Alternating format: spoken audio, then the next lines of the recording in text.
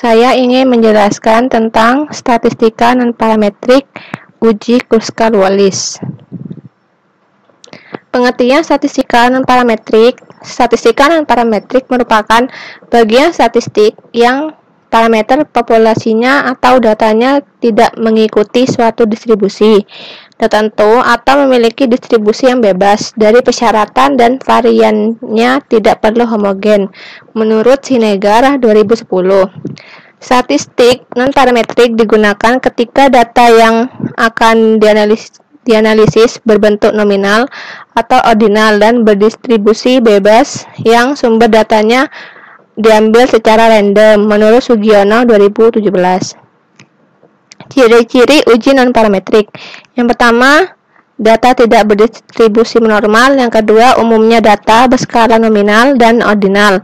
Yang ketiga, umumnya dilakukan pada penelitian sosial. Yang keempat, umumnya jumlah sampel kecil.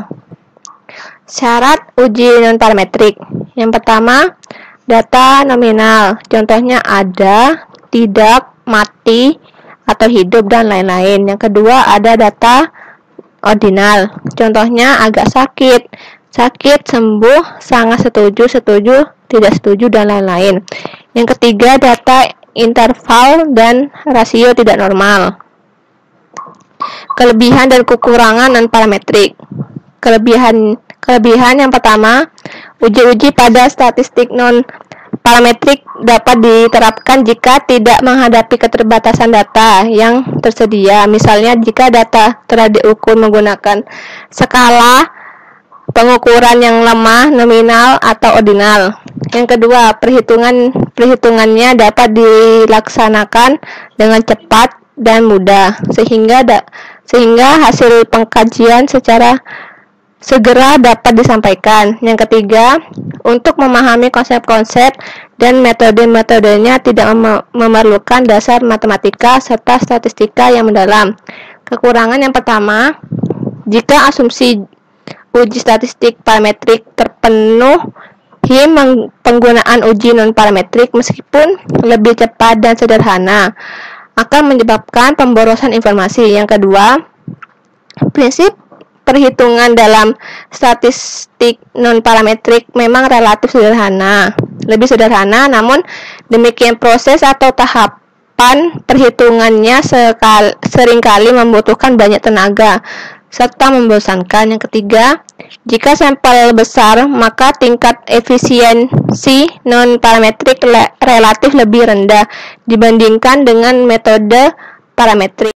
Uji Kruskal-Wallis. Pengertian uji Kruskal-Wallis. Statistik Kruskal-Wallis adalah salah satu peralatan statistika non-parametrik dalam kelompok prosedur untuk sampel independen.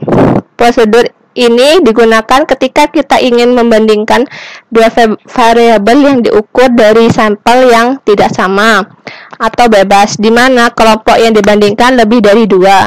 Menurut Junaidi 2010, uji Kruskal-Wallis merupakan perluasan uji Mann-Whitney yang digunakan untuk membandingkan tiga peringkat data. Ini serupa dengan one-way ANOVA dalam statistika parametrik. Hipotesis uji Kruskal-Wallis, H0 sama dengan sampel berasal dari populasi yang sama. H1, sampel berasal dari populasi yang berbeda menurut Rahman 2014. Tujuan uji Kruskal-Wallis untuk menguji perbedaan bermakna sampel dari populasi lebih dari dua populasi yang tidak berhubungan menurut Santosa 2000. Syaratnya, yang pertama, dua sampel harus independen dan diambil secara acak dari populasi. Yang kedua, data yang diukur minimal ordinal apabila data rasio dan interval harus terdistribusi tidak normal. Perbedaan uji Kruskal-Wallis dan uji one-way ANOVA. Uji Kruskal-Wallis yang pertama, data berdistribusi normal bebas. Yang kedua, data bisa homogen atau heterogen. Yang ketiga, memiliki variansi yang sama.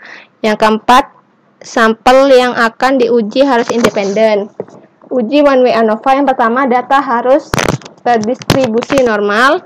Yang kedua, data harus homogen. Yang ketiga, memiliki variansi yang sama. Yang keempat, sampel yang akan diuji harus independen. Rumus uji Kruskal-Wallis. H sama dengan 12 per N kali N plus 1. Sigma kali sigma Rij kuadrat per Nj kali min 3 kali N plus 1.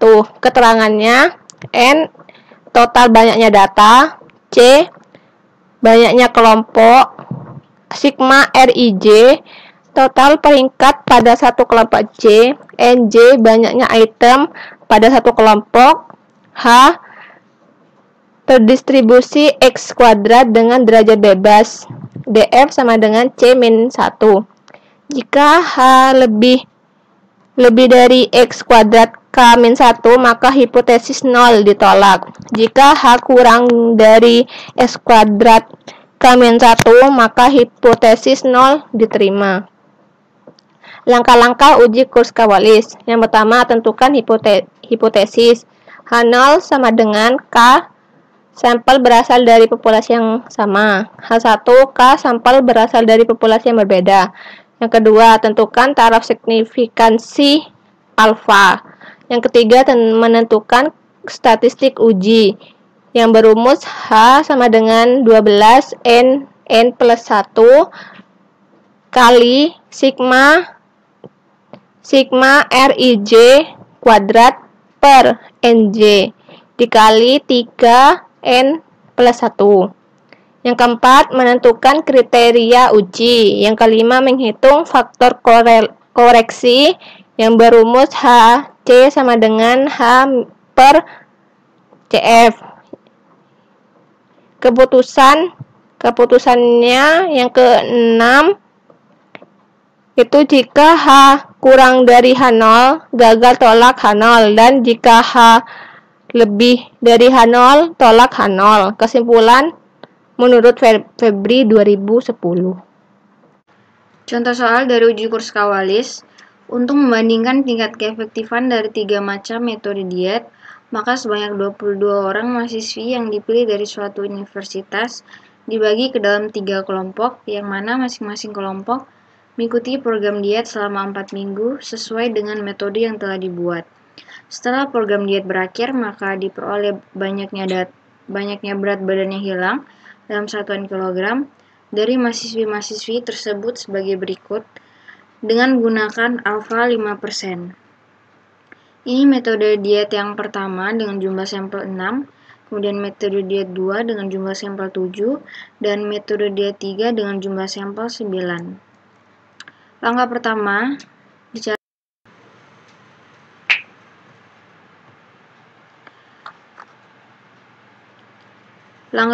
dilakukan perhitungan N1 atau jumlah sampel pada metode diet 1, yaitu 6, kemudian N2 sama dengan 7, dan N3 sama dengan 9.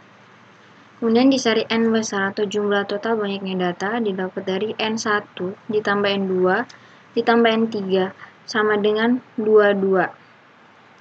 Setelah itu kita mengurutkan dari nilai yang terkecil sampai dengan nilai yang terbesar. Jika ada nilai yang sama, maka dijumlahkan rankingnya, kemudian dibagi dengan jumlah sampel tersebut. Misalkan pada metode diet 3 ini ada angka yang sama seperti metode diet 1, yaitu 3,7. Nah, 3,7 ini dalam urutannya ke-6 dan ke-7. Kemudian ranking ini kita ditambahkan, yaitu 6 tambah 7 sama dengan 13. Kemudian dibagi jumlah nilai yang sama, yaitu 2. Jadi hasil yang didapat yaitu 6,5. Setelah itu, kita menjumlahkan ranking dari metode diet 1, yaitu dapat hasil 70. Kemudian jumlah ranking dari metode diet kedua ada 131. Kemudian jumlah ranking pada metode diet 3 yaitu 52. Langkah yang kedua, menghitung nilai Kruskal-Wallis.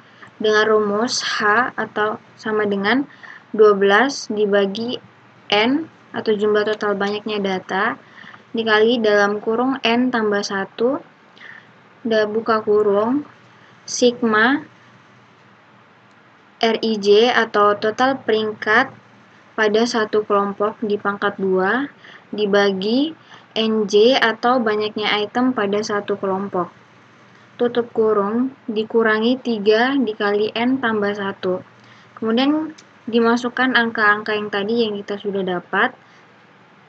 Jadi H sama dengan 12 dibagi 22 dikali 22 tambah 1. Buka kurung 70 pangkat 2 dibagi 6 ditambah 131 pangkat 2 dibagi 7 ditambah 52 pangkat 2 dibagi 9 tutup kurung dikurangi 3 dikali 22 tambah 1. Nah, hasil yang didapat yaitu 15,650. Langkah yang ketiga yaitu membuat tabel dengan ranking yang sama. Ranking 6,5 dengan jumlah TIS yaitu 2, kemudian T3 T pangkat 3 dikurangi T, hasilnya 6. Kemudian ranking 12,5 dengan jumlah TIS-nya 2, dan T pangkat 3 dikurangi T, hasilnya 6. Jumlah total TIS-nya yaitu 4, dan jumlah T3 T pangkat 3 dikurangi T, yaitu 12. Langkah yang keempat yaitu menghitung nilai faktor koreksi. Dikarenakan ada jumlah yang sama pada ranking tersebut. Ini dengan rumus CF sama dengan 1 dikurangi sigma T pangkat 3 dikurangi T dibagi N kurang 1 dikali N tambah 1. Dan hasil yang didapat yaitu 0,9987. Langkah yang kelima, menghitung nilai uji Kruskal-Wallis dengan adanya faktor koreksi. Dengan rumus HC sama dengan H nilai Kruskal-Wallis dibagi dengan nilai faktor koreksi, dan hasil yang didapat adalah 15,670. Kemudian langkah yang keenam menentukan nilai krisis chi-square. Pertama kita tentukan df-nya dulu atau derajat kebebasan dengan rumus K dikurangi 1. Nah, K itu sama dengan menentukan df-nya dengan rumus K dikurangi 1. Dan df yang didapat adalah 2. Kemudian alfa yang digunakan adalah 5%. Kemudian kita tarik dari df2 ke alfa 5%. Yang didapat itu 5,991. Hipotesisnya, H0 sama dengan tidak terjadi perbedaan signifikan terhadap keefektifan dari ketiga metode diet. H1, ada perbedaan signifikan terhadap keefektifan dari ketiga metode diet.